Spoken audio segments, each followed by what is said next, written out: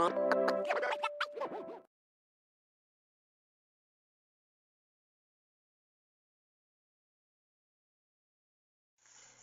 my God. Oh, hot. Oh, hot down here. So hot. Nope, here it is. Thou shalt not lie. Surprised you didn't know that. Wait a minute. He's not dead. I think I'd better not be building another hotel down here.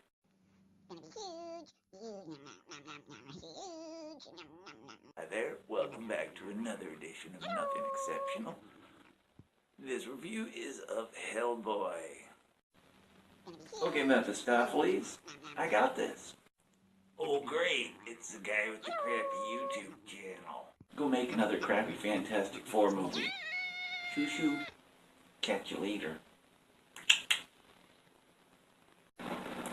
Well, as you already know, this is a review of the movie Hellboy, starring David Harbour, Ian McShane, Mila Jovovich, a whole bunch of other people. So, if you have read any of the Hellboy comics or the BPRD, you are already familiar with this storyline. The Blood Queen, played by Mila Jovovich in this movie, an ancient sorceress who is cut into pieces and separated throughout England by King Arthur and Merlin, where the boar creature Gruga comes back all pissed off at Hellboy for touching him with iron from when he was hiding in a baby's crib because the fairies took off with the real baby. I know it sounds like I'm on drugs right now, doesn't it?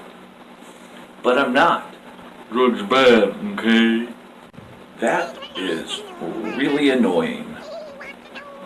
I'm trying to shoot a video here. Nimue wants to be Hellboy's queen and he be the king in the new world, which makes Gruga really mad, and she kills the little boar guy, takes all his power away and shrinks him down to like nothing. So instead of spoiling the end of this movie, I'm just going to tell you what I think of it. It had a fantastic story, and I personally was excited to see Thomas Hayden Church portray Lobster Johnson in this movie because I really liked him in the Hellboy comics run. It brings Ben Damio in, who is like a were-jaguar, and it also brings Alice Monaghan in, who is this psychic who can talk to dead people. And if you followed the comic run of Hellboy, you're going to be super excited when you see how well they brought Gruga on the big screen.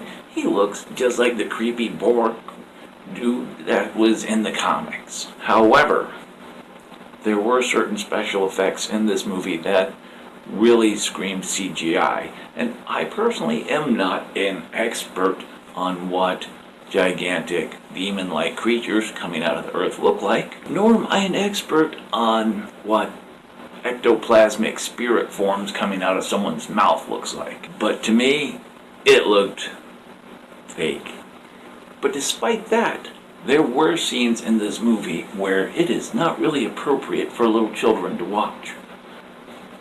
Such as watching people get their face ripped off, or the heads cut off, or bodies cut out, or eyeballs popped out, or somebody playing wishbone with some guy's legs. Good acting, good story, somewhat decent special effects with a few hokey examples here and there. A lot of gore, a lot of swearing. It's an adult fun film, not really children appropriate, unless your children grew up playing video games and they're super used to that kind of graphic nature. But because of the hokiness, despite the acting, despite the story, despite some good special effects, I'm only going to give it 4 out of 5 stars. So until next time, kids, be good to each other. Yeah, ladies, I'm a big old snake.